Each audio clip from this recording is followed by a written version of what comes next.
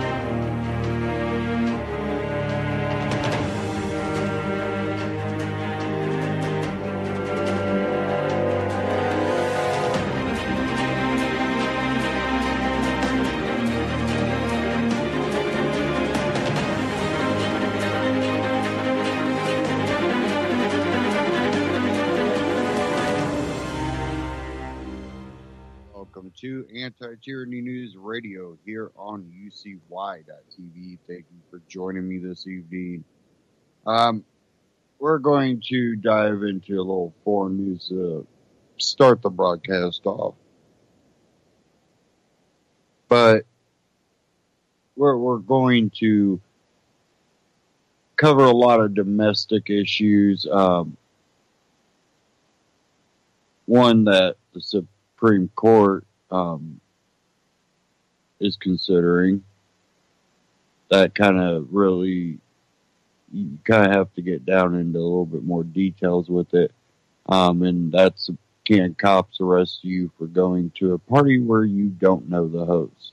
So there's a lot more to that than just that title, but we will get into that one.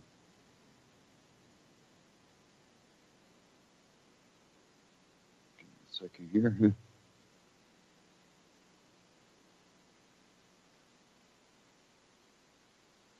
We have some on the Justice Department's calls for responsible encryption. I definitely want to get into that one. But to kind of start off, we heard Trump come out saying he's not going to basically certify Iran's compliance. He's basically going against all the advisors, cabinet members, and even international bodies. And I'm not a big fan of the Iranian government. I think there is some radical beliefs. And, you know, who do you really trust? I think that it's really hard to tell who to trust in this. Does Trump have access and know things we don't? The problem is, you know, how much does this help our cause? And when I say cause, I'm thinking, you know, peaceful resolutions to issues. It seems like the neocons are definitely whispering in the president's ears and getting their agenda pushed to a point. But I want to get in this Ron Paul Liberty report covering this, and we'll get a little bit more in depth into it after this.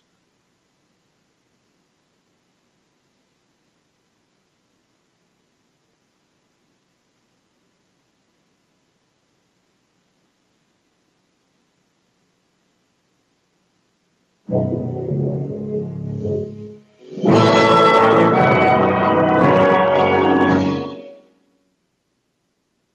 everybody, and thank you for tuning in to the Liberty Report. With me today is Daniel McAdams, our co-host. Daniel, good to see you. How are you, sir? I am doing well. I wish the country was doing as well as I feel. Good.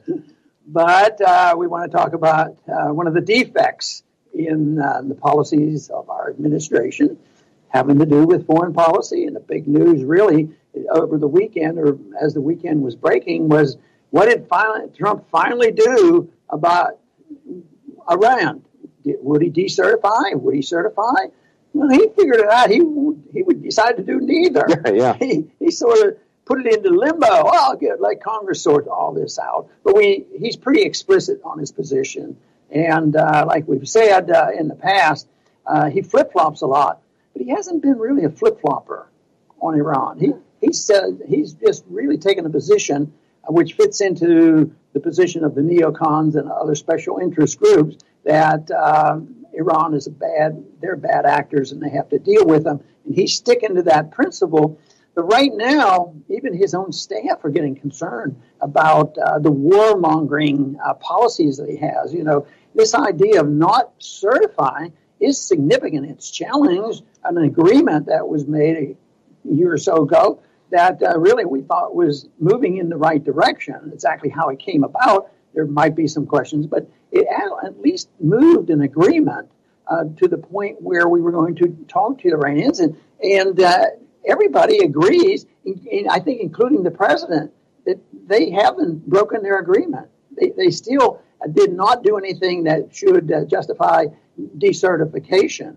And his generals have agreed with backing off a little bit, and they might have modified his position. Maybe he was ready to decertify, you know, that's his language. But his staff was scurrying around to say, is there something else that we can do that we can stall this for a while? And that's where we are. It's sort of going back to the Congress.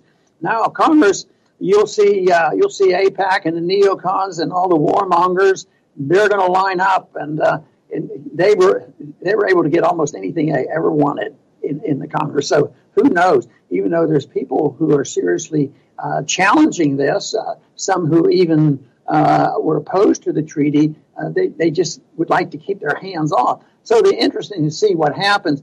But one thing I want to talk a little bit about, and you've looked into this a bit, is the misinformation.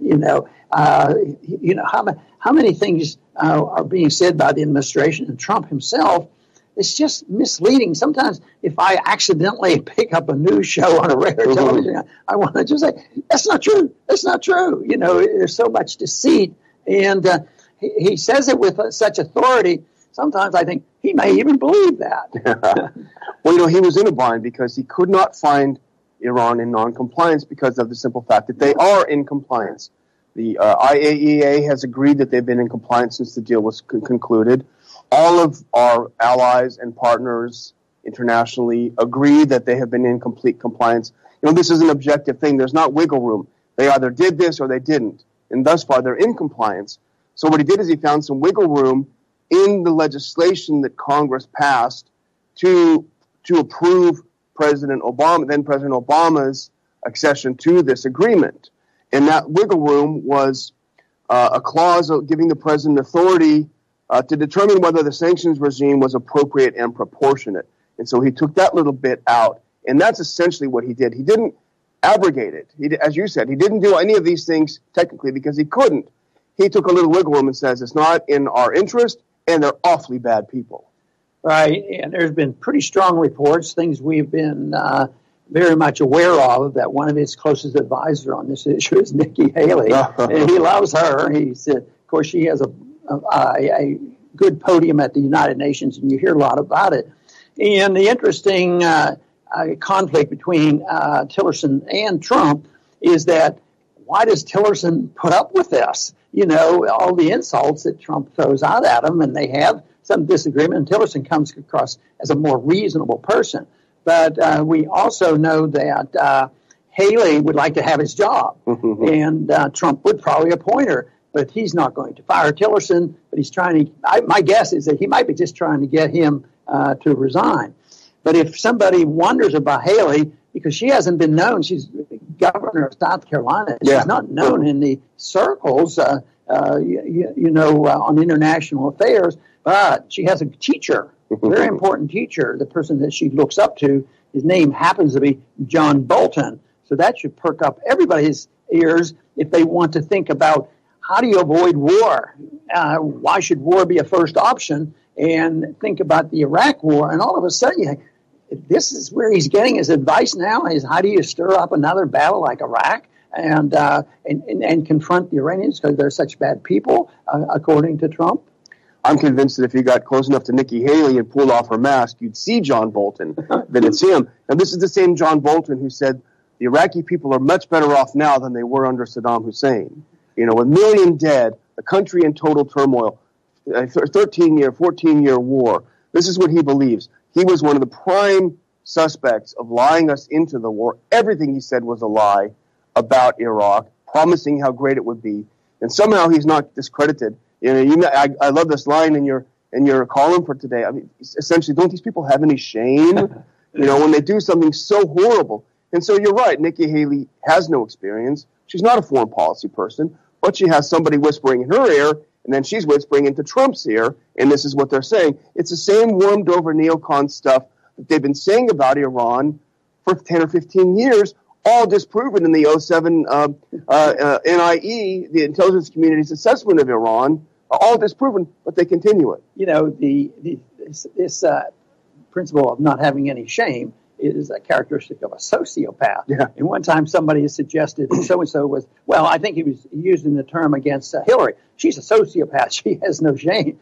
Then I got to thinking about it, that anybody that's in a position of reasonable leadership in Washington, they all have this tendency to be sociopathic. They never, whether it's economic policy or foreign policy, if it does a lot of harm, it's rationalized away. Well, we had to mismanage and this happened, unintended consequences. It was his fault. It was a partisan thing. The Congress wouldn't help us, but they have no shame.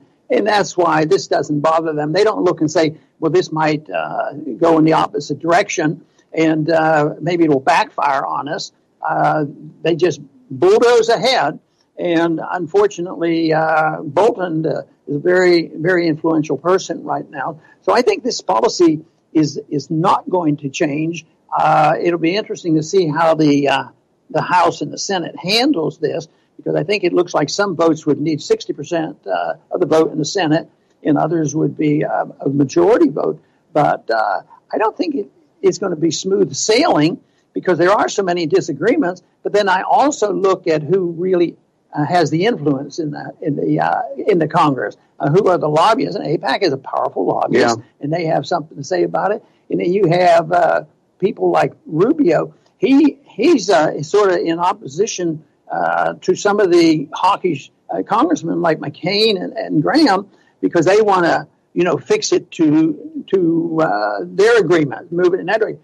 And Rubio says, absolutely not. We have to destroy this. He wants to get rid of it. And that's his goal. So he and Nikki Haley, they're probably the two closest, most radical neoconservatives there are. And let's look at how the American people view the neocons, because John Bolton was toying with the idea of running for president last time. He bought a lot of ads on Twitter, touting himself as a great expert, and he was literally laughed out of polite society. He's routinely despised. He's thought of as one of the worst. Same with, look what happened to Lindsey Graham when he actually ran for president. Maybe 3 people voted for him, and one of them was probably his own mother. I mean, these ideas are super unpopular. They can't be elected. But somehow when someone like Trump is elected, they just wean their way in, and they weasel their way in. Here they are again. Another thing that they throw out there just to convince everybody that how bad the Iranian people are, and they do have their problems, and we don't defend them for that. We just try to talk about our policy.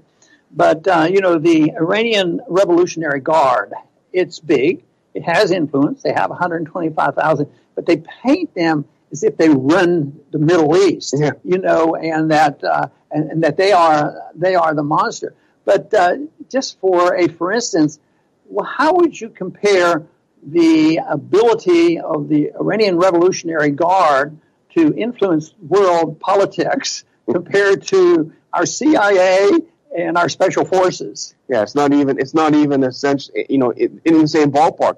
And essentially, the Revolutionary Guards, it sounds scary, and they like to say that word, but essentially what the Revolutionary Guard is the special forces of the Iranian army. It's their special forces. And yes, they're active in Syria, they're fighting ISIS and Al-Qaeda, and they were invited by the legitimate Syrian government, unlike the U.S. And I think it was started, if I'm correct, it was after the Iranian Revolution, and they threw out the Shah, and they had to have somebody protecting their religious leaders because they thought, well, what did the CIA do in 1953? Is it possible that the CIA is still around, or have they been extinguished in the United States? Oh, no, they're still around. So, in a way, it was a defensive mechanism because it started, just as a religious protection of their leaders. But obviously, they are involved in their geographic closeness to these other countries where, it involves them, and it also involves legitimate invitation by governments in control in there. That is a little bit different than we decide to build bases in different places of the world, or we decide, Assad has to go, and we would actually send over assistance to some of the radicals, the good radicals, not the bad radicals, that's right. The moderates, and give them monies and weapons to do their bidding. So that is a little bit different. But and you mentioned it in the opening, that there's been a lot of lies told, and empires do have to lie in order to justify, because quite frankly, as important as we think this is and how obvious we think the facts are, we probably wouldn't win a popularity contest if you went out on the street. First thing is somebody would say, where is this place you're talking about? Yeah. They wouldn't know or care. But other ones would be pretty convinced that, what they hear on television, that these people are monsters. And how about the money? Most people, most Americans would believe that we took money from American taxpayers and sent it over that, but that isn't exactly what happened. And even Trump even mentioned this in his speech, that crazy Obama, he sent, carton loads, boatloads of money over. He flew over and dropped it over to them as if we somehow paid them off for the deal. But the fact of the matter is, whatever you think about Iran, that money, all or at least part of it, was money that they put down to buy U.S. fighter jets before 1979. So they paid up front all these millions of dollars. The revolution happened, and the U.S. said, hey, we're not going to give you your deposit back. And that money's been sitting there since 79. And so as part of this deal, as part of a negotiation of diplomacy, give and take, part of it was giving their money back. I often wonder about how much they believe themselves. Like the president says it all the time, but I just wonder whether it ever crossed his mind that, you're really not accurate in what you're saying. And we get no help from the media. The media, would they ever ask the question? No. At a press conference and put person on the spot? But this is what always bothers me is this march to war is bipartisan. There's no philosophic differences. There'll be some bickering to try to get one up on the other party, but policies don't change very often. And let's just hope that this isn't a dramatic, acceleration that it could be. And who knows what will happen in 60 days. That means by the end of the year, we may know something different, and we're going to hear a lot about it. But it could be a very dangerous move. Yeah. And, we both read a piece by Paul Pillar, who had spoke at a couple of the lunches back on the Hill, a friend of ours. He was in the CIA under President Bush and before, and an expert in the Middle East. But he did a very good piece in the National Interest where he just took apart some of what President Trump said in the speech that was just simply wrong. The heavy water issue, for example, the idea that they violated the treaty because they're heavy water. Well, when their stores of heavy water ran up to the limit, they did exactly what the agreement called for. They sold some, they got rid of it, and they brought it back down. The other issue, they intimidated international inspectors. They gave not a shred of evidence that they have ever done that. No one has ever said that. But remember when Scott Ritter spoke at our conference last month, he said this is exactly what they're going to do. They're going to make it harder and harder for the inspectors because they're going to push Iran, and then as soon as Iran lets out a pip, they're going to say, there you go, because that's exactly what they did in Iraq. Well, Trump accused them of being allies with Al Qaeda, and remember that's similar to what they did in Iraq. Yeah. Remember, they did 9/11. After 9/11, they were responsible for 9/11, and the American people believed it, and that they had nuclear weapons. It's all over and over again. So it's not a happy situation, to say the least. No, and it's rife with error. The fake assertion that Iran was ready to collapse when Obama rescued it by giving them all this aid. The whole speech was just peppered with lies. But I do like one thing that Paul Pillar said about this, because one of the rationale that Trump uses and Trump's people use to pull out is that, some of these provisions restricting Iran are going to sunset in 10 or 20 years. And so let's pull out so they sunset now. But Pillar made a good point, that getting out of the agreement because of the restrictions on Iran will sunset is like committing suicide because you're afraid of death. Well, it's not very logical, but they don't brag about their logic. They brag about how brilliant they are, and they're going to take care of us and keep peace in the world. But, it's also interesting about how some of these agreements come up and what might have happened if the non-interventionists were in charge way back. I can't see non-interventionists getting so deeply involved. Then again, what do you do when it's all messy and you're trying to extricate ourselves? One thing that they did on NAFTA, when they wanted NAFTA passed, they didn't do a treaty. And that was a treaty. It should have been, supported by 2/3 of the Senate, but it never did that. Now they have this mess, and you do have to work within the international community in order to try to get out. And of course, the way the Constitution is written, that these agreements should be more bilateral, and the Congress should initiate trade agreements and all these other things. But right now it looks messy. But we have oftentimes complimented the previous administration for moving in the right direction, and this brings up the subject of those other countries who agreed with this, the P5 plus Germany. And you hear two stories right now. One is that they are really hacked off and they don't like it. They like the agreement and they don't like what Trump is doing. And others would say, but when push comes to shove, the Europeans are just going to do what we tell them to do. We are the economic and the military power of the world.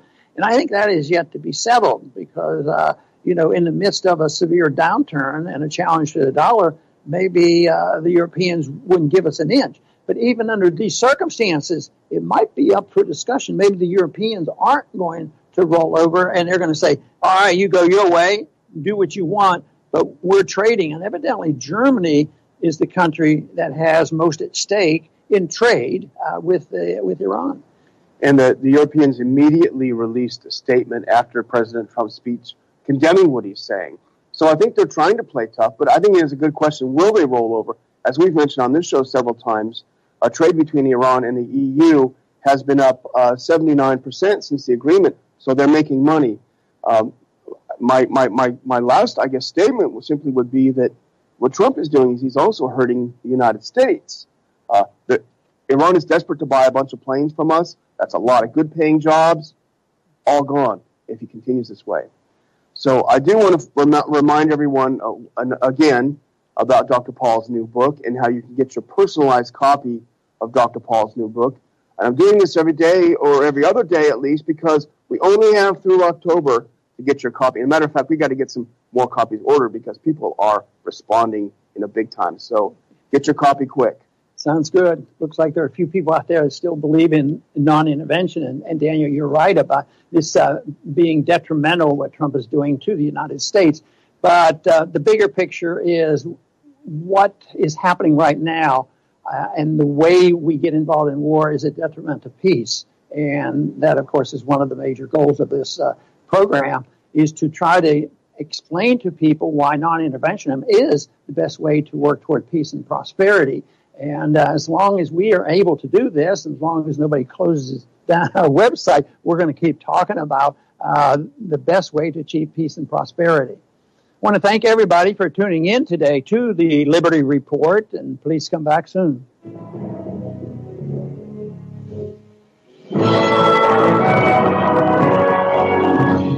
Ron Paul Liberty Report, RonPaulLibertyReport.com, and Ron Paul Liberty Report on YouTube. Check them out. Subscribe. Now, I wasn't a fan of this treaty with Iran, and I don't know if I haven't confirmed if it was taken out, but there was at least at one point an attempt to have where American inspectors couldn't come in. I don't know if that was removed. But the problem is we're putting ourselves out there in a posture that doesn't help with the circumstances that we have already put ourselves in all these foreign relations, definitely in the Middle East. So I think that if we could have at least agreement to disagree, but be peaceful, I think working to that is a better option. Doesn't mean that you don't, strategically plan for defense against something, but it doesn't mean that you degrade or,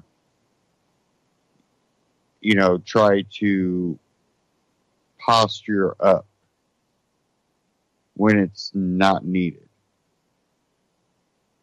And I think that's what this is. I think that's Trump's kind of, his whole going at any issue is to posture up. And I don't believe that's going to help us out. Definitely with how much we are spread out.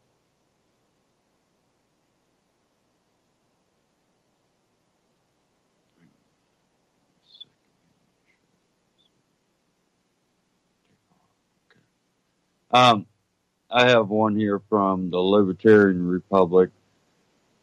Counterpoint: no, Trump can't bomb North Korea without Congress or the UN.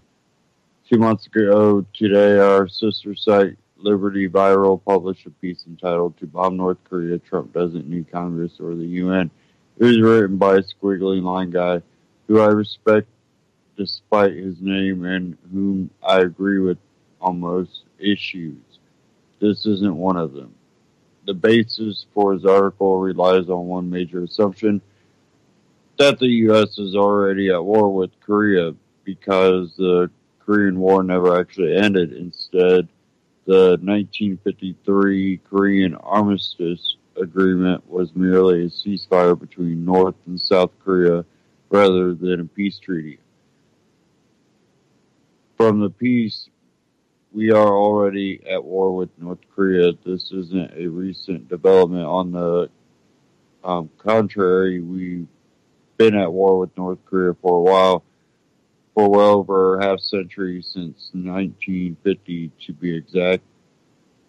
Given that the Korean War is still ongoing, the article argues Trump needs no approval from either Congress or the UN.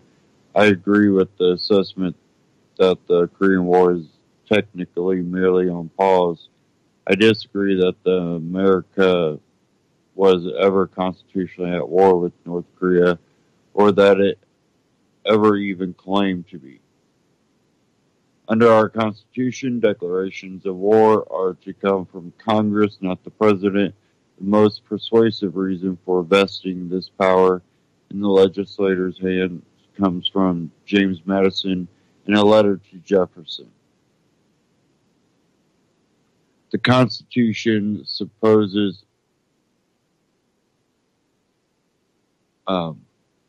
what the history of all governments demonstrates that the executive is the branch of power most interested in war and most prone to it.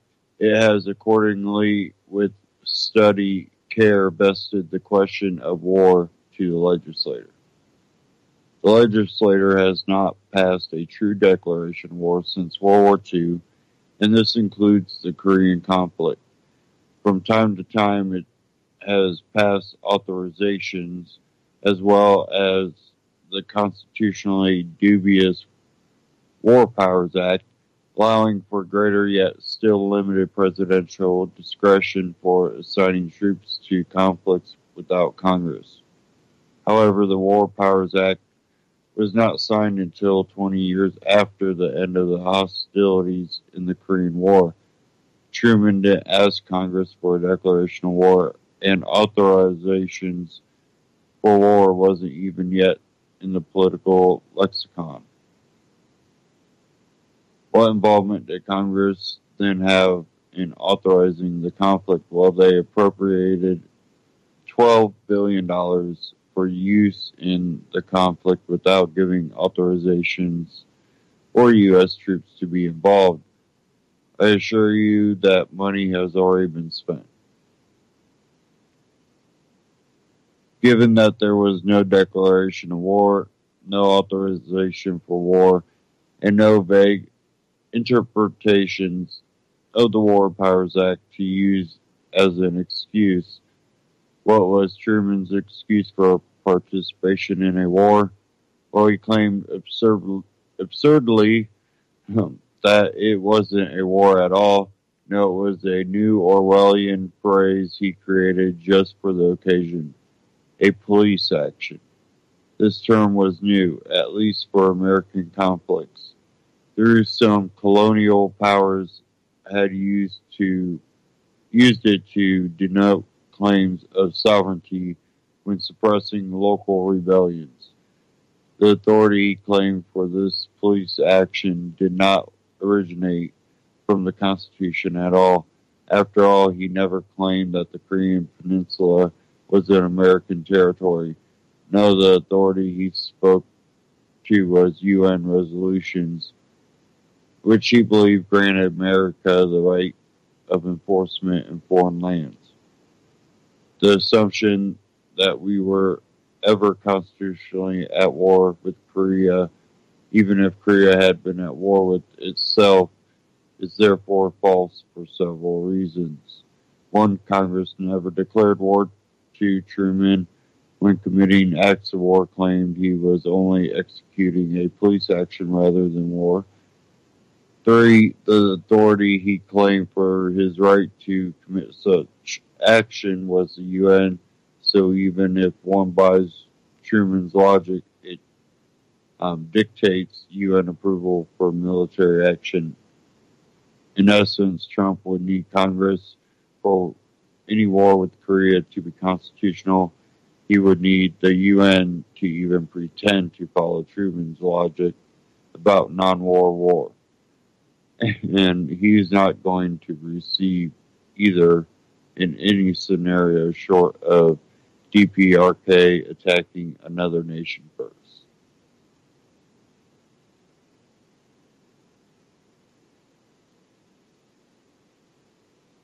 But I still say that we watch presidents get involved in things that are new. Truman, perfect, example. We're police actions through the UN. Well, where does it stop? How many things are created that justify us, going against the Constitution?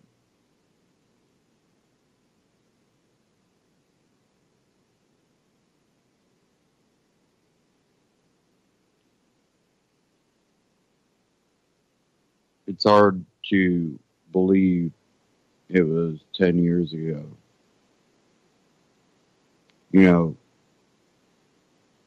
Outspoken about Ron Paul and him running for president and his policies. And one of the big policies was, if you're going to go to war, you have Congress declare war. You go in, you fight the war, and you come home.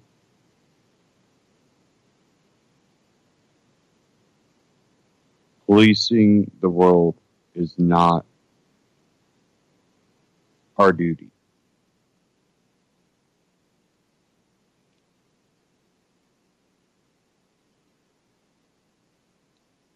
So it's just amazing how different the world is right now, 10 years later. In that you have fascists and commies fighting each other, taking over the Democratic and the Republican Party. And you can't say they haven't taken over the Democratic Party because they were Bernie Sanders supporters. Some were Hillary supporters. A lot of those were in Hollywood because they support the Democratic nominee, basically. They're going to support whoever is the Democratic nominee. And that's basically what they did. But the far left, a lot were trying to push for Bernie Sanders. There were a lot of communists backing that. And when I say that, I'm talking not full-blown, expert communists. I'm talking about very young, inspired by fairy tales,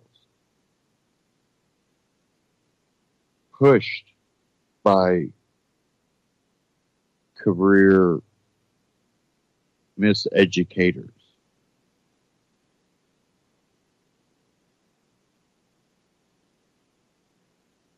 And then you have the rise of the far right, the neo-Nazi nationalists and fascists.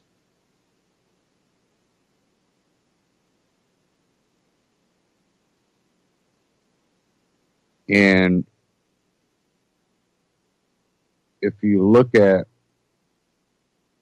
the difference between our founding fathers, and not the miseducation about it, if you truly look at who our founding fathers were, the war they were fighting, and what they believed in, they were flawed, but they really truly had a moral goal for freedom. That was their goal.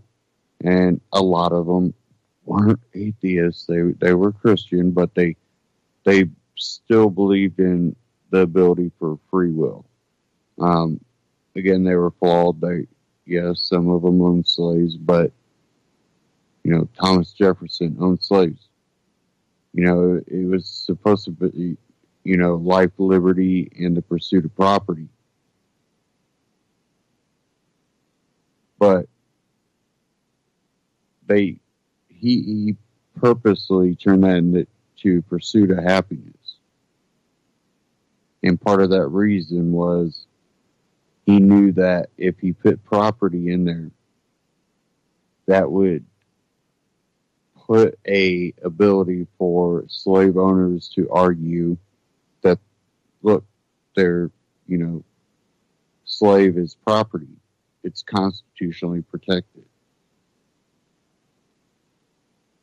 They worded things certain ways for a reason.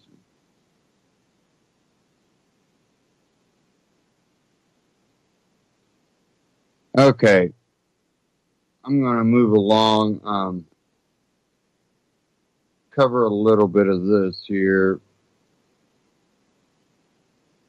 And this is over shocking FBI corruption. This from Stefan Molyneux. Actually, this one, True News. Stefan Molyneux on YouTube. And here we go.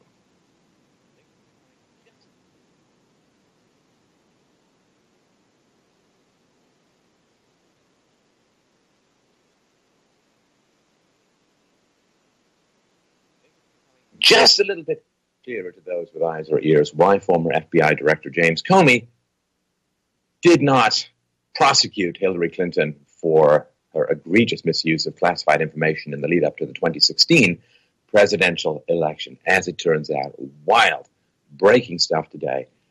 Apparently, according to reports, the FBI uncovered Russian bribery of the Clintons in 2009. 2009! And the Department of Justice, as well as the FBI, kind of sat on this information for about 4 more years and then did not exactly cry its barbaric York from the rooftops in order to reveal its investigations. And this is part of a whole clusterfuck. Corruption orbiting the FBI like moon rocks around Saturn. Recently released documents show that James Comey exonerated Hillary Clinton before the extensive investigation into her email conduct had finished. Just astonishing. And I quote, Mr. Comey even circulated an early draft statement to select members of senior FBI leadership, according to Town Hall. See what that means? Investigation is not over. And Comey is there circulating a draft statement about how she's not guilty to FBI leadership. This is absolutely astounding. So the president of Judicial Watch, Tom Filton, said that Christopher Wray, he is the new FBI director who replaced James Comey after Trump fired him, defended the secrecy on this Russian dossier. You remember this Russian dossier about Trump being in a hotel room formerly occupied by the Obamas and having Russian prostitutes urinate on the bed, all kinds of crazy stuff. So the new FBI director defended the secrecy on this dossier, and the FBI has delayed providing information to Senate requests no fewer than 3 times. Obstruction of justice? You be the judge. Somebody has to. Judicial Watch has also recently caught the FBI actually hiding documents related to the Clinton-Lynch tarmac meeting. You know, the one where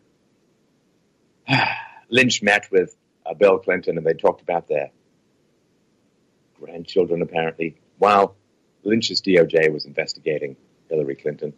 Well, the FBI said, well, there's no documents. They said, oh, well, we might have found some. Looky lad. Checked under the couch. There we go. The head of the FBI overseeing the investigation into the Las Vegas shooting. It's a Comey appointee, and it is a unbelievable Keystone Cops on steroids clusterfuck of intergalactic incompetence. Did you know that the FBI met Las Vegas killer's girlfriend, Marilu Danley, at LAX and sneaked her out in a wheelchair? And they're releasing no pertinent information relative to this investigation. Just astonishing. Now, of course, as you know, after Trump was elected, he fired Comey as director of the FBI. So, subsequent to that, Comey sat down to face a congressional hearing. And Comey stated under oath that he himself, James Comey, had actually leaked classified information to the press. Now, that's a crime, according to my obviously amateur outside view. Leaking classified information to the press, I've seen people go to jail for much, much less. No, not going to start rapping. Oh, it'll come back one day, though, when you're least ready for it. A lot of scandals going on. That was happening. So when Mueller was FBI director, Mueller's in charge of the current endless probe into the Trump-Russia collusion to take the election and so on, which is basically just economically destroying a whole bunch of employees at the White House by causing them to raid their children's college funds in order to pay lawyers to fight off this investigation. But so Mueller really keen on investigating this Trump-Russia link, not quite as much keen on investigating other things when he was FBI director. And the FBI has a pretty wretched history these days. So if we go back to 2007, it was discovered that a bunch of top Bush administration officials used an RNC server to send and receive their emails, which violates the Presidential Records Act. And they did this while conducting official business, and afterwards, millions of these self-same emails, which must be preserved, were actually deleted. Yes, I'm not sure if it was BleachBit, but it was some kind of server wipe that occurred. 2010 to 2013, I've talked about this on this show before, there was the IRS targeting, with the IRS selecting and then delaying or denying this tax-exempt status from conservative groups. And this basically barred them or blocked them from participating in the 2012 election. And then Lois Lerner of the IRS invoked her Fifth Amendment privilege against self-incrimination. She has recently, well, nothing's going to happen to her, for reasons I think are pretty clear as we go forward. 2010, what was colloquially called the Fast and the Furious. So this was an alcohol, tobacco, and firearms programmed, pursued for reasons that escape me. And what this allowed was for over 2,000 guns to be purchased in the U.S. completely illegally. And then they were walked into Mexico and ended up in the hands of criminals. One of these weapons was used to murder border agent Brian Terry in 2010, and it was used by a member of a Mexican cartel. So government allowed guns to be bought, walked across the border, ended up being used by criminals to kill a border patrol guard. Not great. In 2012, the Department of Justice seized the communications of AP reporters, illegally, by the way. And these were communications that were sent back and forth during April and May of 2012. And this allowed the Department of Justice to figure out journalists' confidential sources, to unmask these confidential sources. Astonishing stuff. I mean, it doesn't sound that big a deal relative to the other stuff, but if sources don't have any guarantee of anonymity and confidentiality, then massive amounts of information are not going to make it to the public. The Clinton Foundation, 2009 to 2013. Now, this is during the time when, of course, Hillary Clinton was Secretary of State. The Clinton Foundation and Bill Clinton were paid in speaking fees and gifts from countries and so on. They were paid millions and millions of dollars. And they were given these gifts of millions of dollars with countries bound up in matters requiring State Department approval. Now, of course, some of these countries, ties to terrorism, massive human rights abuses, and there seems to be some pretty significant evidence that the funds that were supposed to go to the Clinton Foundation seemed to have been hived off and diverted to slightly less charitable causes, such as, the wedding of Chelsea Clinton in 2010. Talked about this before, the Russian uranium deal. This spans from 2009 to 2013. So the State Department, under Hillary Clinton, approved a deal that allowed a Russian company to end up controlling 1/5 of America's uranium mining production capacity. Now, after this company gained control of 20% of America's uranium mining production capacity, well, wouldn't you know, millions of dollars flowed in donations to the Clinton Foundation from just about everyone and their dog associated with the transaction. 2009 to 2013, talked about this again before, just a reminder, a briefer. Clinton's handling of confidential information during her entire tenure as Secretary of State, Hillary Clinton found a way to sidestep the Freedom of Information Act by using a private email server set up in her toilet and her barn to conduct all of this official government business. And sent and received classified information, top secret and above sometimes, over a non-secure system, which was described as extremely reckless and seems to be obviously illegal.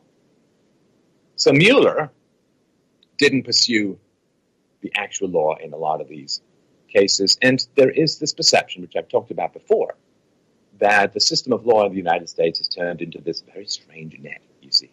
The net which catches little fish but lets the big fish swim free. So there are laws for the political elite, not just on the left, but also on the right, as we talked about with the Bush email scandals from 2007. Laws for those who have a lot of political power and a lot of political pull. The aristocracy of pull, as Rand used to say. Those are the laws, or the lack of laws, and then there are the laws for everyone else. So, do you have some understanding as to why the political elites on both the left and the right did not want Trump to get in? When he talked about draining the swamp, he was talking about draining the swamp where they buried the bodies. You understand? Once you get the body and the cause of death, then all you have to do is establish motive, means, and opportunity, and you can get yourself a conviction. But it is a hell of a thing to do to expose this level and depth of corruption. So, with that wee bit of backstory, let's turn to what came out just now. So, 2010, the Obama administration and Hillary Clinton's State Department approved this deal, which gave Moscow control of 20% of American uranium. So, before that approval occurred, the FBI had gathered together detailed and substantial evidence that Russian nuclear industry officials were bribing, were offering kickbacks, were extorting people, and laundering money. Why? Well, Putin wanted to grow his atomic energy business, especially inside the United States. And this level of detail was absolutely astonishing. So there was a confidential U.S. witness who worked deep within the Russian nuclear industry. He gathered financial records, he was wired and made secret recordings and intercepted emails. This is all the way back to 2009. And the reveal was that Moscow had infiltrated and compromised an American trucking company. It doesn't sound that important, but it was a trucking company that ended up being responsible for transporting all this uranium around. It's a big security issue. So Russia had infiltrated and compromised this trucking company, with bribes and kickbacks and so on, and this was in clear violation of the Foreign Corrupt Practices Act. This is according to court documents, FBI documents, fairly incontrovertible. The FBI also had an eyewitness account, and this was thoroughly backed up by documents, which showed that the nuclear officials from Russia had routed millions of dollars designed to benefit Bill Clinton, former President Bill Clinton's charitable foundation. All of this during the time that Hillary Clinton was Secretary of State. And that, of course, the State Department provided the decision the Russians wanted to end up with the Russians being able to control all of this uranium. Absolutely wild stuff. Now, according to documents, this shakedown, these bribes, this money laundering, all of this racketeering stuff was conducted, and I quote, with the consent of higher level officials, end quote, Russian officials, who, quote, shared the proceeds, end quote, from these kickbacks. This is according to an affidavit from an agent years later. So, this is all known. This is all known. Now, enough information seems to have been gathered by 2010 to bring charges. Didn't happen. Did not happen. Ooh, you see, everybody's so concerned about Russian interference. 2010, they had them by the short and curlies. The Department of Justice just continued to investigate and investigate and gather and investigate for how long? 4 more years. Which means that, of course, the American voters and Congress didn't know about all of this corruption flowing from Russia's desire to control American uranium. Now, there were 2 major decisions regarding all of this stuff that was made while Congress and the American public was largely in the dark about the corruption that had been uncovered. The first decision, this is October of 2010, the State Department and the Committee on Foreign Investment in the United States unanimously approved, a partial sale of a Canadian mining company, which was called Uranium One, to this Russian nuclear agency, Rosatom, which again gave Moscow control over, actually it was more than 20% of America's uranium. Now, this was reported on and repeated by Trump and a lot of other people, myself included, during the campaign season in 2016. And Hillary Clinton's spokesman said that, oh no, Hillary Clinton was not involved at the committee review, and said that the State Department official who handled it said she, quote, never intervened, end quote, on any Committee on Foreign Investments in the United States matter. Just astonishing, astonishing stuff. Well, I guess not that astonishing. So, according to a person who worked on the case, here's a quote. The Russians were compromising American contractors in the nuclear industry with kickbacks and extortion threats, all of which raised legitimate national security concerns. And none of that evidence got aired before the Obama administration made those decisions.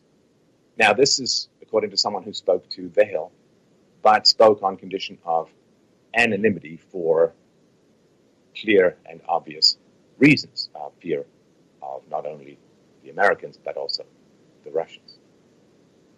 So this whole investigation, who was ultimately in charge of it? So there was a U.S. attorney named Rod Rosenstein. Now, he was an Obama appointee, and now he is President Trump's deputy attorney general. Who else? Well, the assistant FBI director at the time, Andrew McCabe, who's now the deputy FBI director under Trump. So both of these men are key and central into the investigation / witch hunt / cover-up, in my opinion, into this collusion between Russia and Donald Trump's campaign during the 2016 election cycle. So McCabe is under Congressional and Justice Department Inspector General investigation. Why? Well, his wife's Virginia State Senate campaign accepted, this is back in 2015, accepted from now Virginia Governor Terry McAuliffe a lot of money to pursue her campaign at a time when McAuliffe was reportedly under investigation by the FBI. So this current Russia collusion case, well, there's a lot of connections to what's been going on before. So the probe, one of the probes began in 2009 when Robert Mueller was still FBI director. Now he's the special counsel in charge of the Trump case. And this investigation ended in late 2015. That's under the direction of James Comey, who then was, of course, FBI director, the one who Trump fired earlier this year. So Uranium One, remember, was sold to the Russian mega corporation or mega entity regarding nuclear power. So there were 9 shareholders in Uranium One.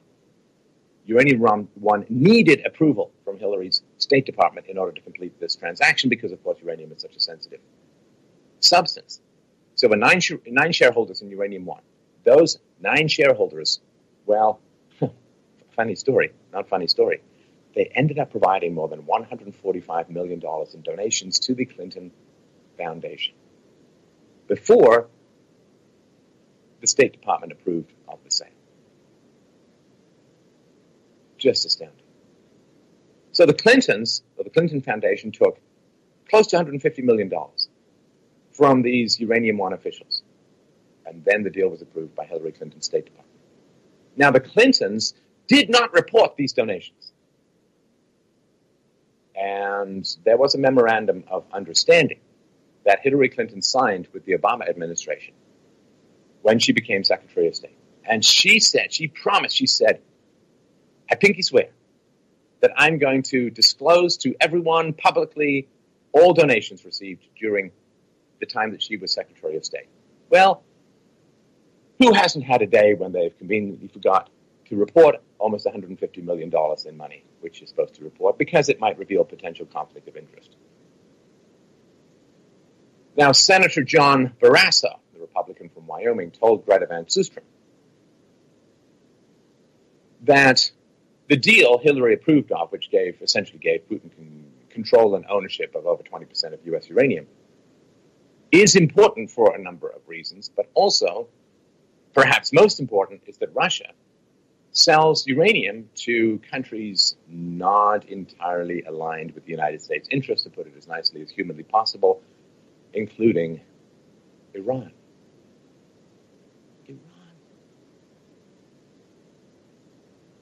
So what the hell is going on? But this is what I see from the outside. Not proven. This is just what I see. Just about everyone who was implicated in this Russian corruption case, like the one back in 2009 and onwards, all the people who were implicated in failing to notify, failing to pursue, failing to prosecute, failing to tell Congress, the American people, all of the people involved in that are now in key positions in the investigation of the Trump-Russia collusion. You see how this works? Once Trump got in, the fear, I assume, that Trump's DOJ under Sessions was going to find out about this and was going to try and figure out what was going on. It's a kill or be killed situation. Either you bleed people dry and drive them from office with endless investigations, or they're going to start looking into what happened under your watch, not 8 years ago. So this Trump-Russia hoax,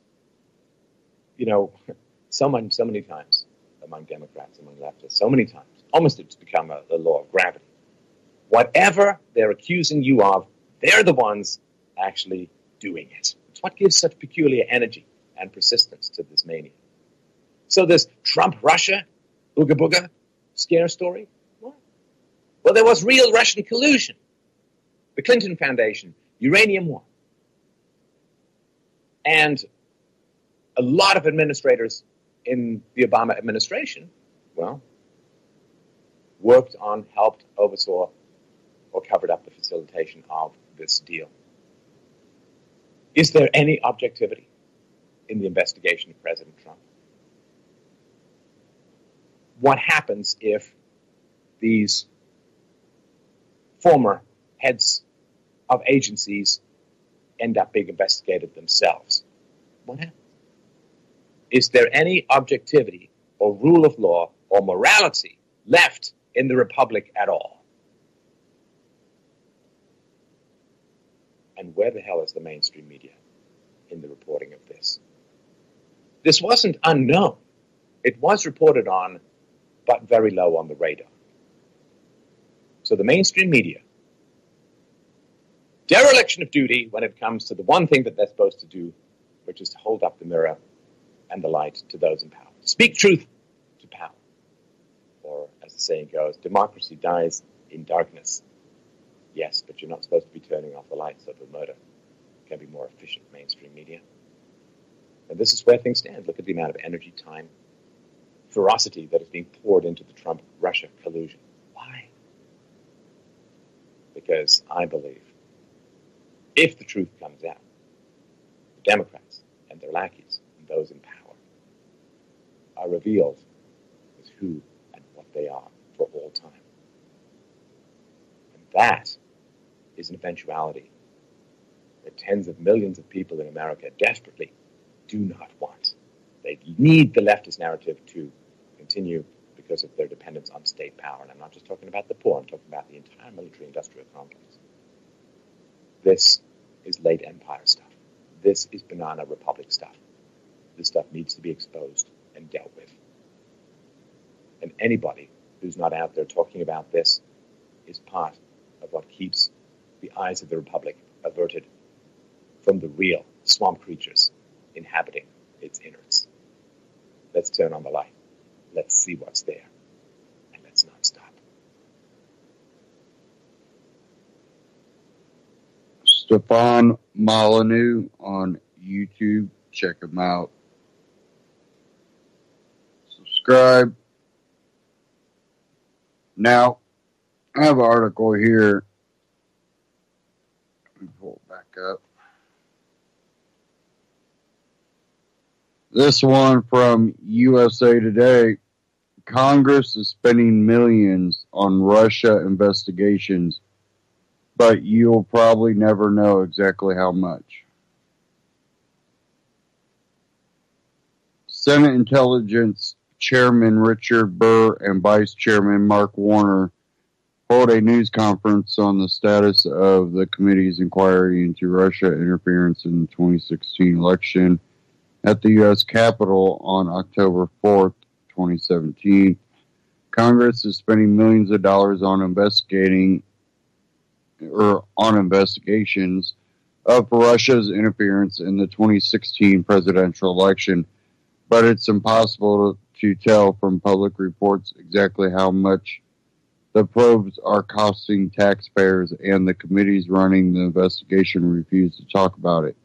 The Senate Intelligence Committee received an extra $1.2 million earlier this year for its investigation and added 2 employees to help its existing staff with the Russia probes. According to a congressional aide who is not authorized to speak about the subject publicly, the House Intelligence Committee also added 2 new lawyers with a combined annual salary of $290,000, expense reports show. The congressional investigations are only a portion of the cost to taxpayers of the ongoing Russia saga. Special counsel Robert Mueller is running a criminal investigation out of the Justice Department for which there is little public accounting of the costs, and there is no telling how much the White House legal office is spending to respond to inquiries arising from investigations. Congress did not create a special committee for the Russia investigation like it did for the House Select Committee on Benghazi, which spent and disclosed in routine accounting reports nearly $7 million from 2014 to 2016, investigating the 2012 killing of the U.S. ambassador and 3 other Americans at the U.S. compound in Libya. Spending by special committee is much easier to track because their entire budget supports a single investigation. In contrast, the congressional committees conducting Russia probes are existing panels with sweeping responsibilities and expenses unrelated to Russia. Monthly expense reports filed by the House Intelligence Committee show that it has spent more than $3.1 million through August of this year on salaries, travel, equipment, and other expenses. That is up nearly $600,000 from the same period a year ago, and up more than $800,000 over the same period in 2015. The committee would not provide an estimate of how much that budget is being consumed by the Russia probe. Attorneys who have worked on congressional investigations in the past estimate the House and Senate Intelligence Committees are spending between 20% and 50% of their time on the Russia investigations. So I would say that up to 20% of their time is spent on the Russia investigation, said Charles Taffer,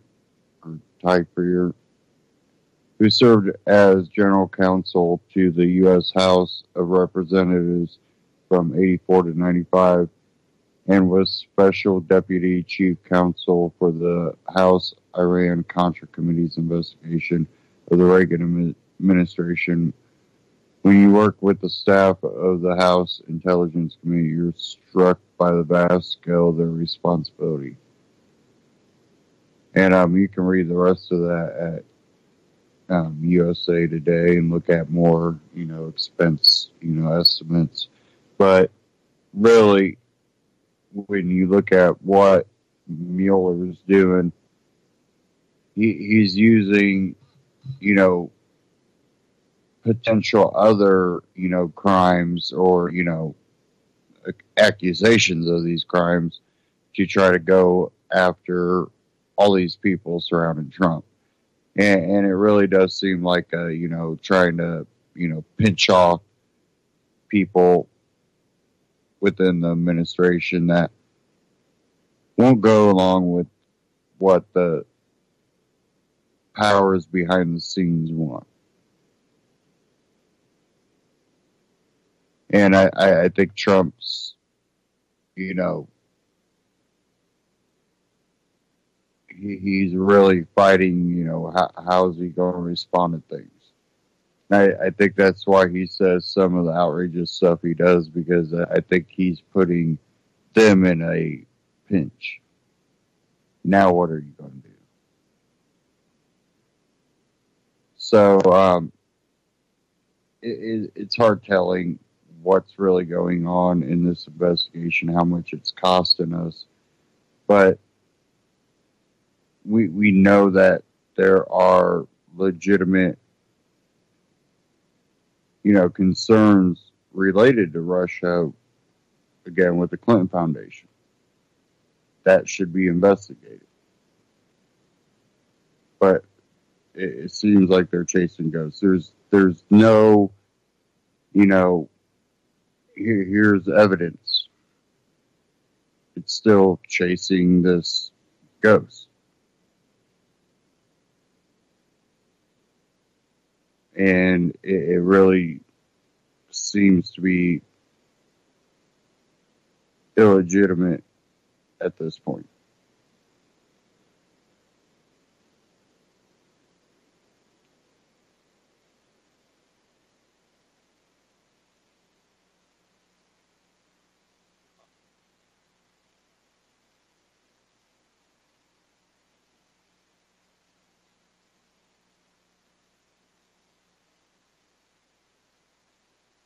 I'm going to try to pull up this clip. Judge Andrew Napolitano, if I can get it.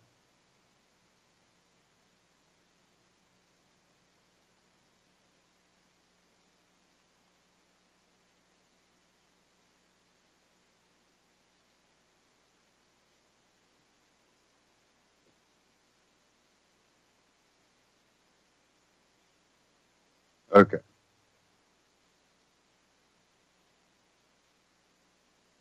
This says Judge says Jeff Sessions needs his own private attorney. And I really want to get into this.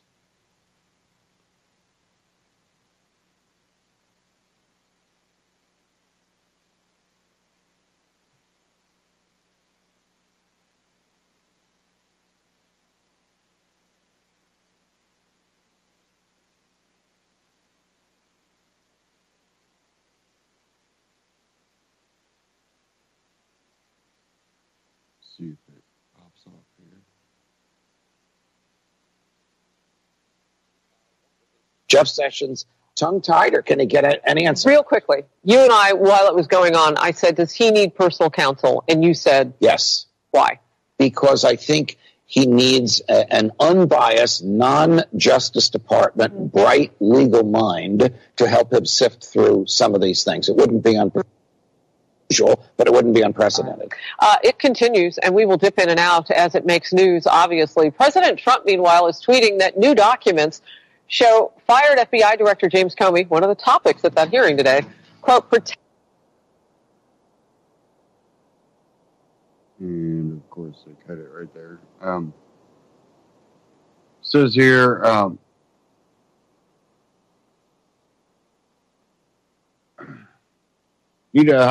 Jeff Sessions needs to hire a private attorney from outside the Department of Justice to help his legal battles. Judge Andrew Napolitano said Wednesday on Fox News, outnumbered in light of Sessions' testimony before the Senate Judiciary Committee.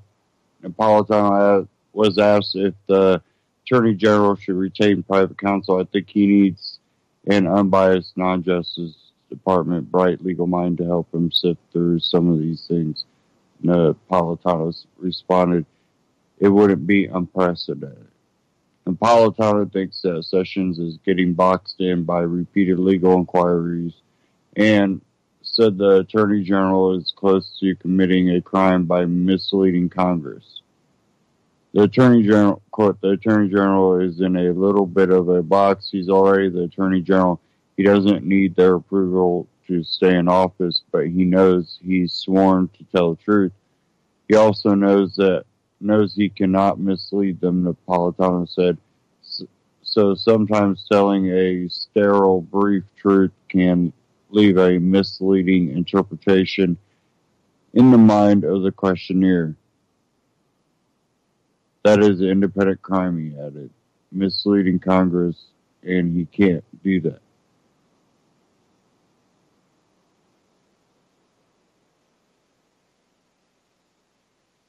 And if he has a job to do, what's this? How is this affecting his job? And you think he stepped aside from the Russia investigation, saying, I was appointed by Trump, step away, special, investigation, and that should, take care of any issues. Nope. Again, it seems like they're just going after everybody that Trump appoints or surrounds himself with.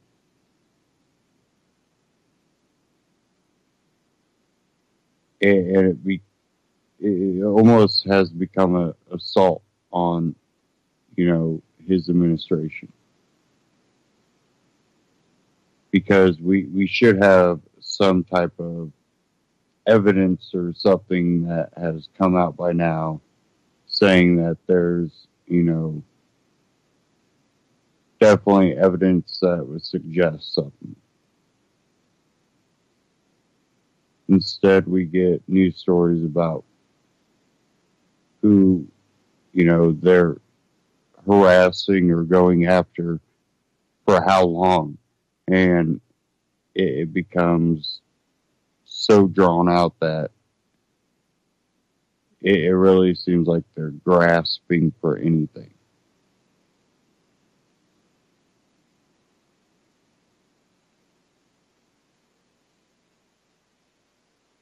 Okay. If I got time, we'll cover this. Where are we? Oh, yeah, we got time.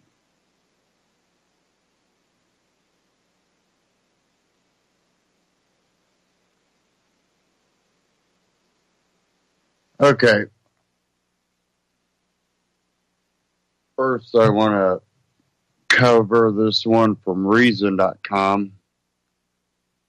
Supreme Court considers, can cops arrest you for going to a party where you don't know the host?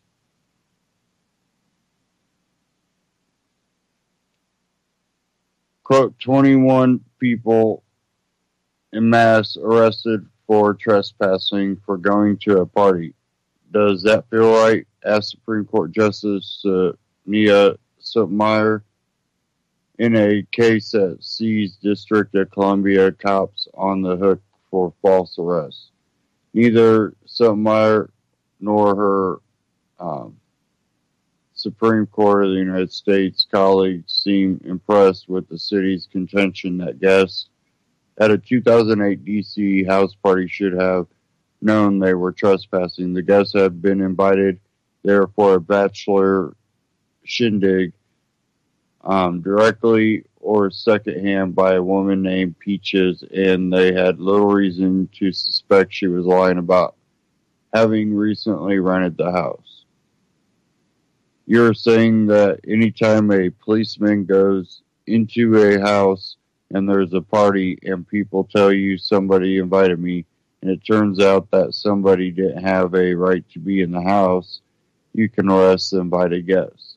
Justice Stephen Breyer asked the city's attorney during an oral argument last Wednesday. When invited to a party at someone's home, I don't ask to look at their lease, said Sotomayor. I don't ask for them to establish to my satisfaction or anyone else's their right to be there. I assume if they're there, they can invite me in. It might seem silly that the Supreme Court is discussing a rogue bachelor party, but the case should have big implications for police accountability. The Supreme Court should not further expand the doctrine of qualified immunity in the context of the Fourth Amendment probable cause requirement, argues the American Civil Liberties Union. That would weaken America's ability to hold government officers accountable for their unconstitutional actions and would diverge from the principles undergirding the framers' intent in drafting the Fourth Amendment prohibition on unreasonable seizures. Yale Law School filed a brief supporting the partygoers. Party at Peaches. Upon being called to the house by a complaint from neighbors, D.C. police heard loud music playing inside and saw a man look out the window, then run upstairs. When they knocked, according to the city's summary of the case, police claimed the door was ajar, and when they entered, there was a strong odor of marijuana, and women were in their undergarments with money hanging out from their garter belts. Some people were standing around drinking, some were getting lap dances. Police eventually determined that this was a party thrown by Peaches, who had hired the dancers, invited some guests who invited guests of their own as well, and recently stepped out to go to the store.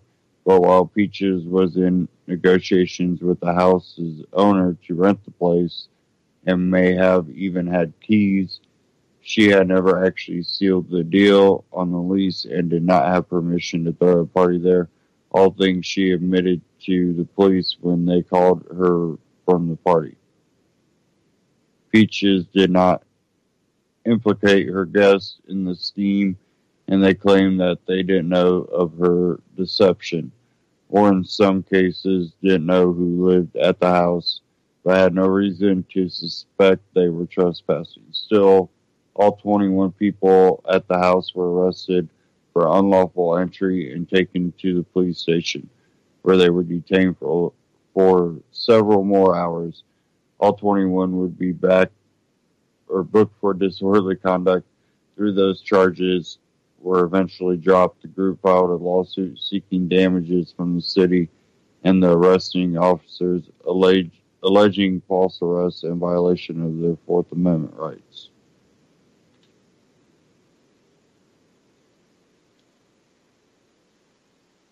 A district court sided with the partygoers, finding that D.C. police lacked probable cause to arrest them for unlawful entry. Nothing about what the police learned at the scene suggests that partygoers knew or should have known that they were entering against the owner's will, wrote the court. A jury awarded each responded $35,000 to $50,000, with the city and officers Andre Parker and Anthony Campanelli jointly liable for the total $680,000 tab. The city appealed in January. The Supreme Court agreed to hear the case. At issue in District Columbia versus Wesby is whether police had probable cause to arrest the partygoers for trespassing, and even if they didn't, whether they are entitled to qualified immunity because the law was not clearly established in this regard. Party at Joe's, the mechanics of house party invites were the subject of ample discussion during last week's oral arguments. Justice Breyer described his party days as being back in the Middle Ages, but said he was aware that people had house parties in which invitations spread through word of mouth and not everyone knew the host. The people today, younger people, frequently say, hey, there's a party at Joe's house, and before you know it, 50 people go to Joe's house, and they don't really ask themselves, does Joe own the house or rent the house or something? It's Joe's house, but the normal assumption would be it's Joe's house, and somebody questions it. So what's the evidence here that's different from that? For several rounds of back and forth, D.C. Solicitor General Todd Kim, arguing on behalf of the city, continued to assert that it was different because in this case the host didn't have permission to throw a party there, provoking outbursts from Breyer. Kim eventually added that the home was sparsely furnished, that guests acted suspicious when talking to police, that they may have been smoking pot, and that there were hints of untoward sexual activity, such as used and unused condoms in an upstairs room. A readily available inference in a reasonable officer was that the partygoers were not blameless dupes tricked into someone else's house, but the simpler explanation, they were trespassing to throw a party with drugs and strippers in a place where they thought they wouldn't be caught, Kim told the court. The original police report stated that Officer Parker had found and field tested marijuana at the party, but Parker later said this was a mistake and no drugs had been found. You can read the rest of that at reason.com, but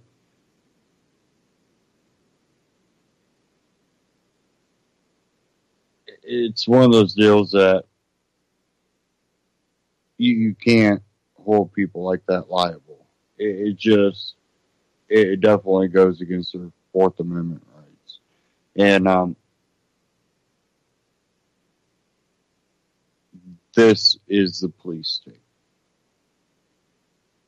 Because they literally hire people that don't understand the Constitution, don't know the intent,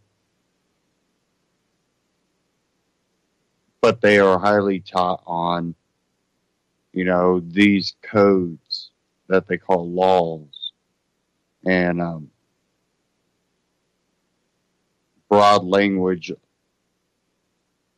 and not knowing the Constitution allows for the abridgment of your rights. It really does. And that seems to be an epidemic.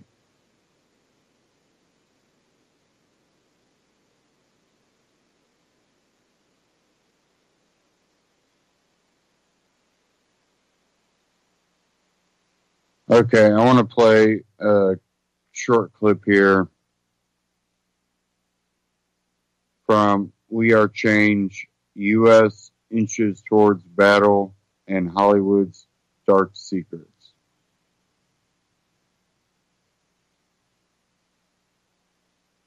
Welcome back, beautiful and amazing human beings, to the We Are Change Sunday recap show called What the Hell Really Happened, where we go over all the important news that happened this week. And of course, a lot of news this week revolves around the Las Vegas shooting, Hollywood being exposed. But this week, we actually get to come back to one of our niche topic, and that, of course, is the U.S. petrodollar foreign policy and war. Now, of course, don't worry, we're going to give you important updates about the Las Vegas shooting and Petalwood. But I think the most important story this week is how the U.S. government broke a deal with Iran while the same week making a deal with ISIS. Stay with me for a second as I explain what happened. This week, U.S. President Donald Trump took to the world stage and decertified the Iran nuclear deal. Now, if you don't know what the Iran nuclear deal was, it was a deal struck by Barack Obama and the Iranian government that significantly reduced their nuclear weapons capabilities in exchange for relieving and ending economic sanctions on the country that the United States imposed on them. Now, according to many independent government bodies and investigators, Iran was compliant with this deal and following the rules. But Donald Trump still went on the world stage and said,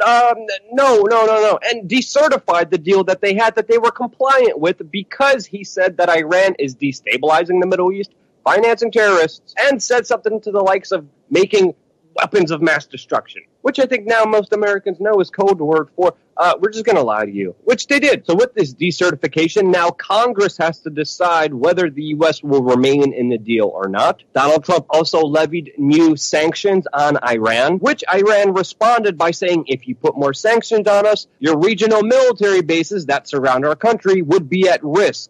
Now, if you've been studying American foreign policy, you understand that an Iran war is a wet dream for the neoconservatives in this country. It's been planned and talked about decades ago. And of course, hacks on the left Democratic side and Republican side have been pushing for it. And with all of this news happening, even an ex-George W. Bush official was coming out and warning that Trump's latest action is itching for war and said, quote, if you think Iraq was a bad war, wait until you see Iran. He said, quote, I think we are doing the same thing as we did in 2003, and I was very intimate with the process in Iraq, and that we are marching down the road to war. Germany's foreign minister even came out and warned that Donald Trump's moves on Iran right now are increasing the risk of war. He said, quote, by doing that, he assured that the new agreement will fail ultimately, and then what you have is one choice, war. The end game is to provoke Iran enough so we can go to war. And yeah, I have to say from my analysis, the chances of war are becoming more likely. But honestly, we have to ask ourselves, who does this war actually serve? And I think Julian Assange of WikiLeaks put it best, saying that Israel has colonized Trump's foreign policy even more than Obama's, and that it's not America first, it's Israel's right-wing political party first,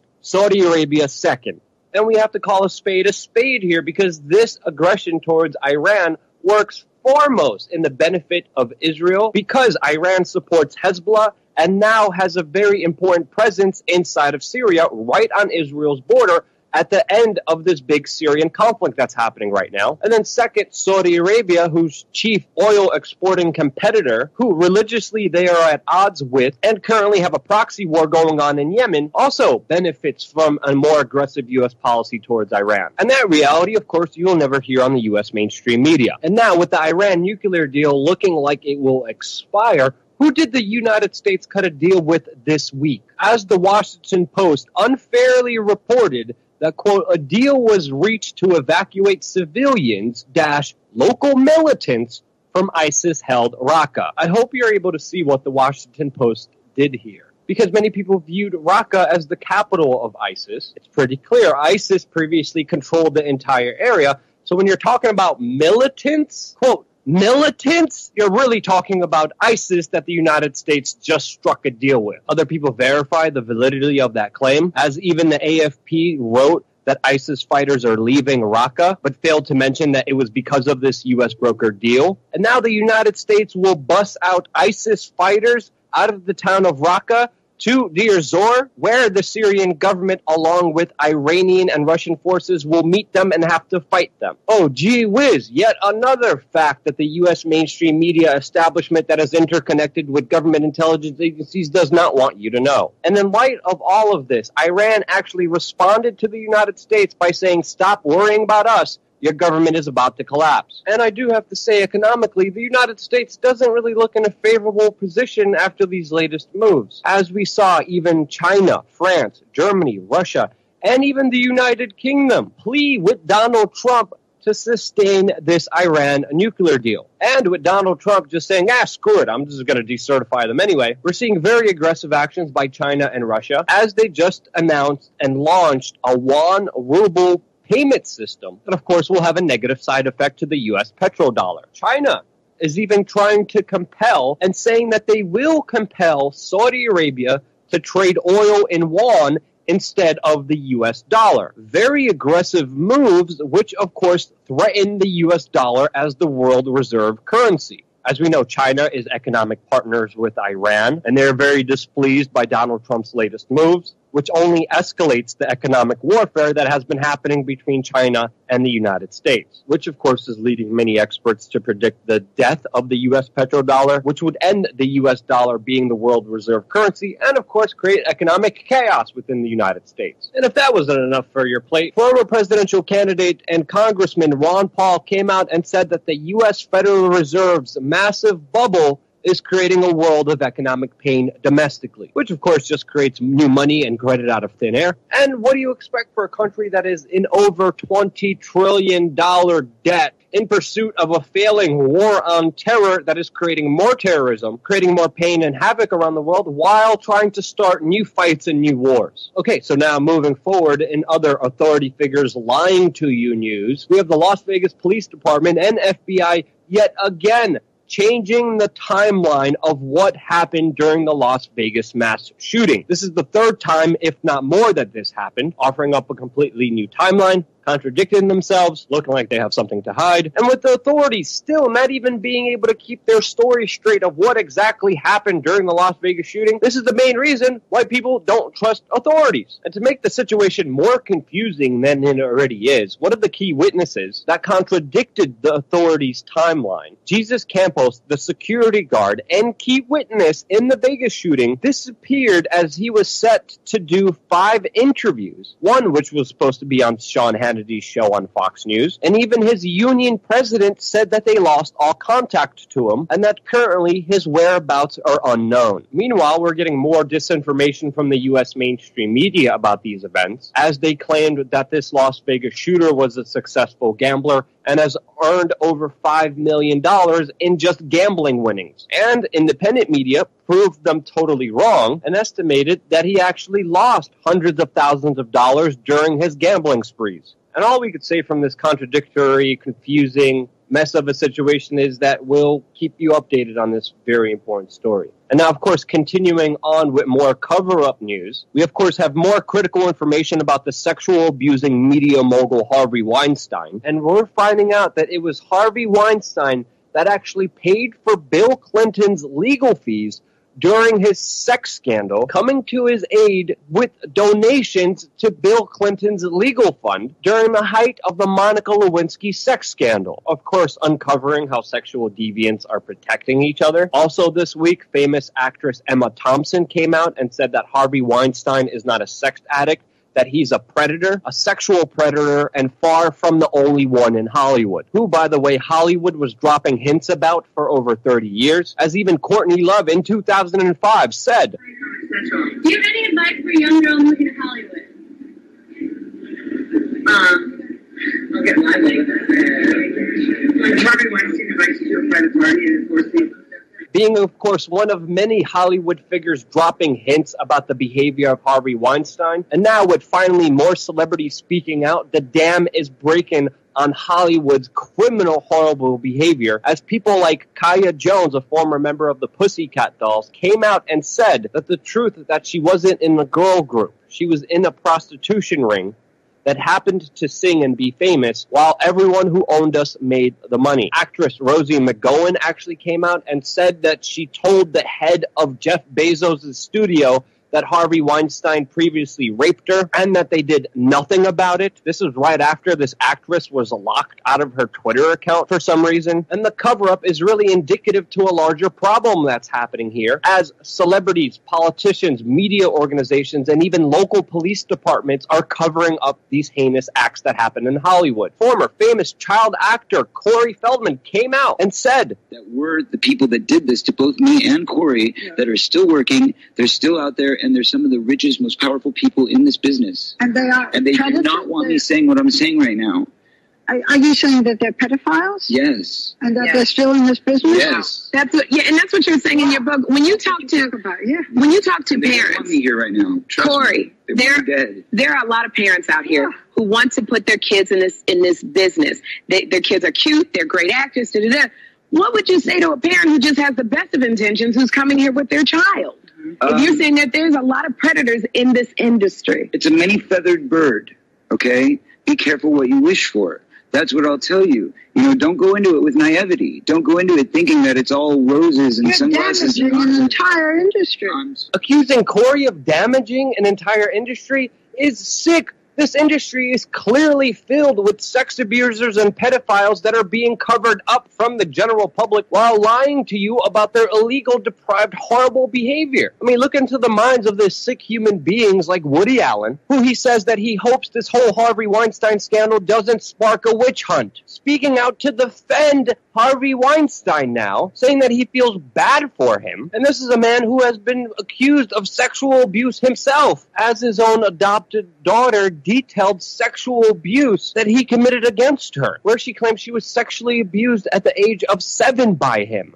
So in my book, we need a freaking witch hunt right now against these predators, sex abusers, pedophiles, against these powerful freaks that are being protected by news organizations, local police departments, celebrities, and other politicians. And the scary fact behind all of this is that powerful people were protecting Harvey Weinstein for over 30 years. And it's clear that there's more protected, untouched individuals in Hollywood who did and are doing worse things than Harvey Weinstein. It's pretty clear that the upper echelons of Hollywood are sick individuals, and they need to be cleansed with a good dose of truth and reality and justice for their crimes. Yeah, if you agree, share this video. Yeah, I'm pretty much at a loss for words at this point, so let me know what you think in the comment section below so we can continue this conversation. And of course, I wanted to thank everyone from the bottom of my heart for keeping this independent media operation alive by going to wearechange.org/donate and keeping us fully independent and wearechange.org, We Are Change on YouTube, and check them out on YouTube. Now, I've covered, the Weinstein, and I really hope more gets exposed. I have seen a lot of social chatter about, Feldman, Corey Feldman, and, all these other stars that have spoken out, and, it seems that there's a big push to start exposing all these people. But what I also have seen is the ability of people to push the boundary of what to consider sexual harassment to a point, looking if you looked at a woman's butt, that could be sexual, right? Like, and it's always towards the woman. It's like, well, what's the, expectation of the woman looking at the men? But you start getting into a little bit crazy territory. I don't see it being pushed there, but that's why I say kind of watch out for witch hunts, how far you start pushing the limit of what's going to be called harassment. And that hashtag Me Too is also something that it seems to have, it's brought out legitimate stuff, but also kind of things that said, I'm not sure if I would call that harassment. Or it's amazing what, people believe in anymore. It's, extremes of every viewpoint. I've been, told by some libertarians that I'm not libertarian enough because I believe we could go a constitutional route towards liberty. It's a far cry from where we're at right now. Start shrinking government, and from there we could work on becoming even freer. Well, some may call me a sellout for that. You know, it's just one of those deals. But I think morals and stuff have changed. Also about the Vegas security guard, he did show up since that clip was recorded and posted. And Las Vegas guard Jesus Campos tells Ellen DeGeneres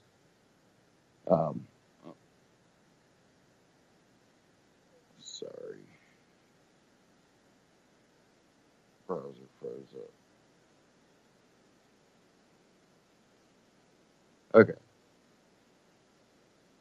And this from Fox News channel, foxnews.com.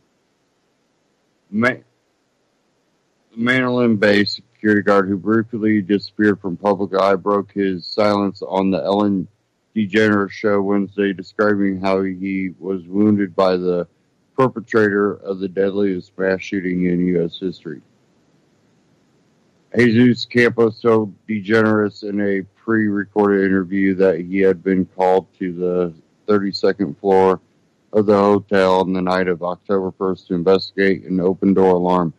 He said he tried to access the floor through a stairwell next to gunman Stephen Paddock's hotel room, but was blocked by a bolted emergency exit door. There was a metal bracket holding the door in place, said Campos, who described it as just out of the ordinary. It's not normal.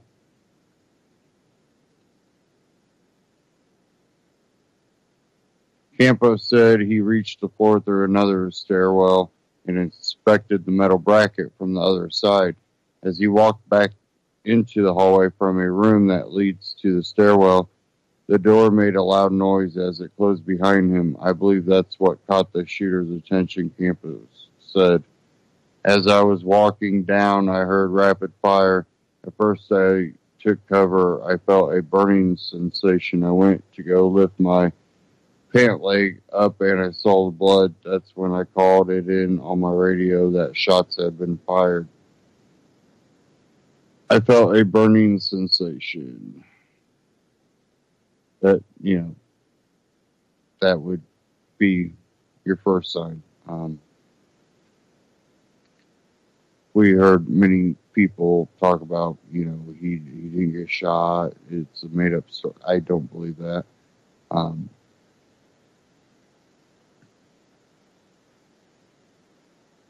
heard conspiracy theories, and people are like, well, why did he show up on Ellen?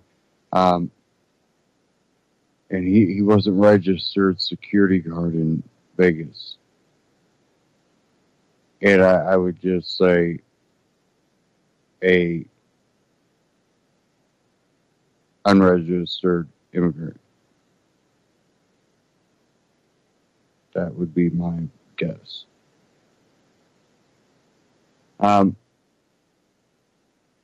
He told DeGeneres that he initially thought he was hearing jackhammers when the gunfire began. As an engineer, I thought,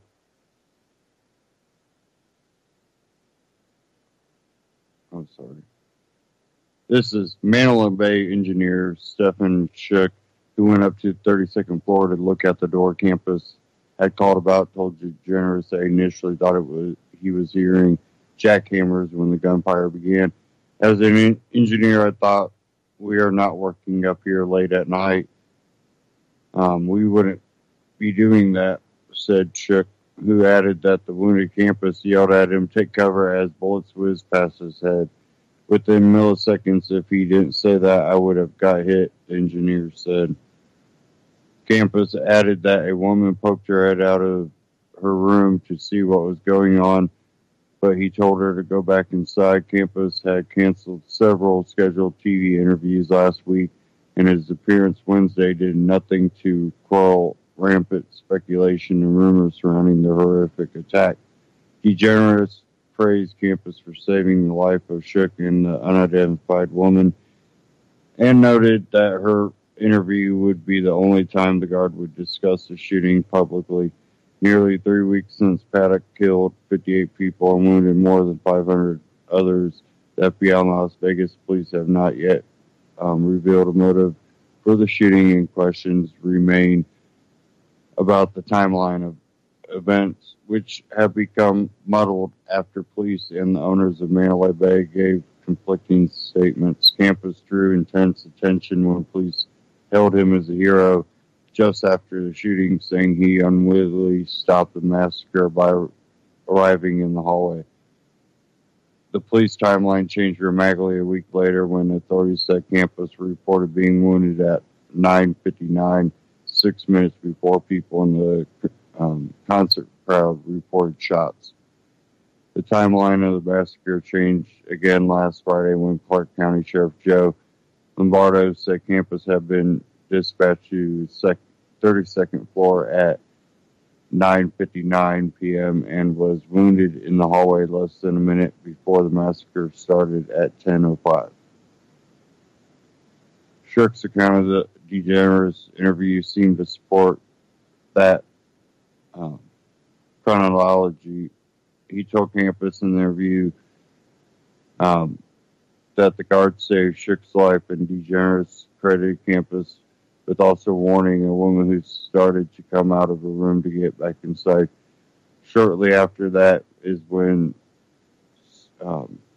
Stephen Shook was approaching, and I told him to stay back and get cover, and that's when more rounds were dispersed, Campus said. His interview came after the last-minute cancellation of a scheduled live interview with Fox host Sean Hannity last Thursday, said David Hickey, president of the Security Police and Fire Professionals of America.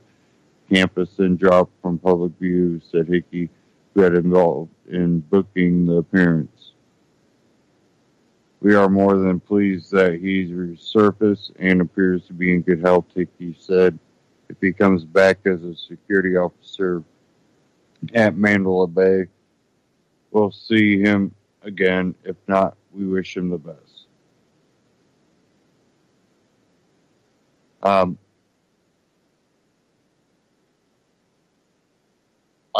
don't think we'll see him in the press anytime soon.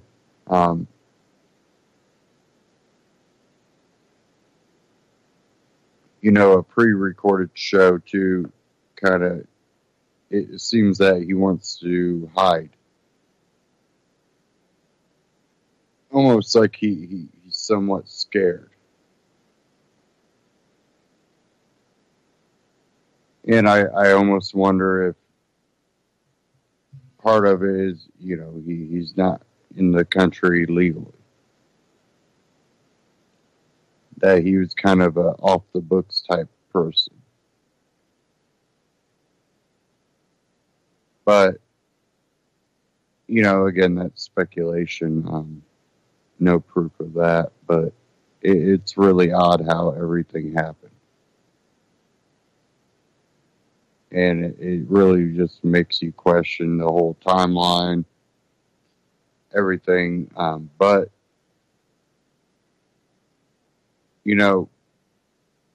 none of that really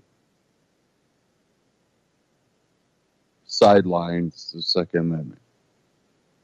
Through all this, when they start attacking the Second Amendment, nothing justifies it. The idea that laws will stop crazy people hell-bent on committing crimes,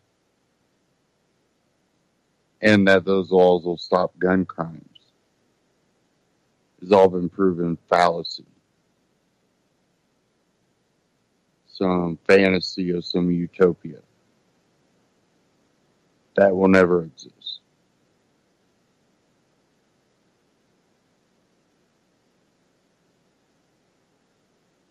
That's not human nature. You're going to have people that snap. Definitely in the culture where we try to group people and, put them in these boxes and say, operate within this box. I'm more creative than that box. So I'm more go-getter than, being that guy that sits at a computer in the office. You can't force people to be a certain way. That's not human nature. And then the more you push to do that, that's when you start having these breaks. And whatever this motive was still does not, it doesn't justify taking lawful owners' guns away.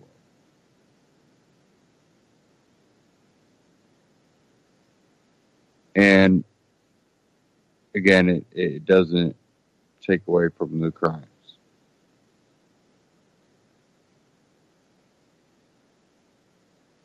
And when any type of horrific event happens,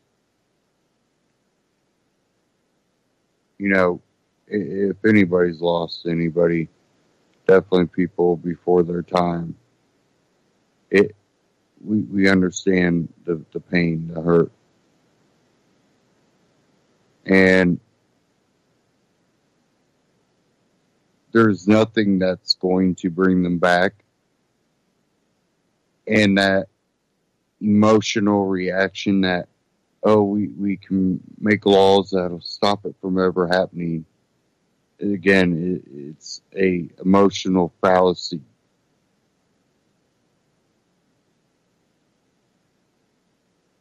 And you have to look at facts. And the facts are, it has not stopped it in other countries.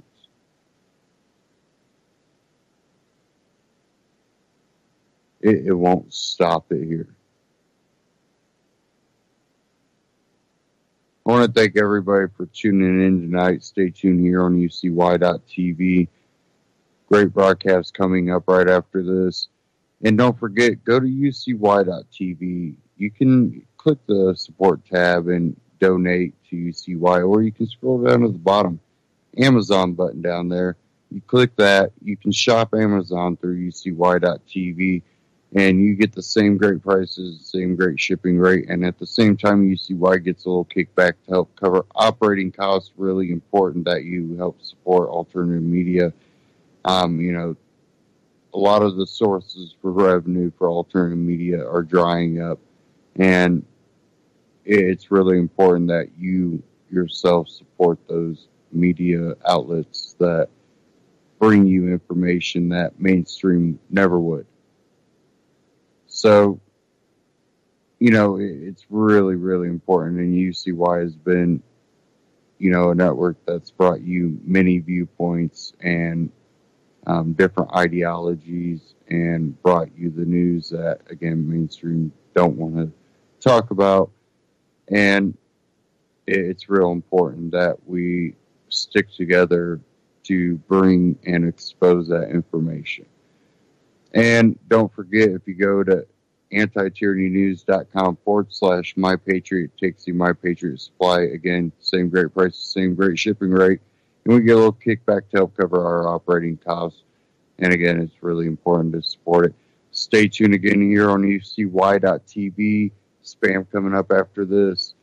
Thanks again. Hope you have a great week. See you Friday.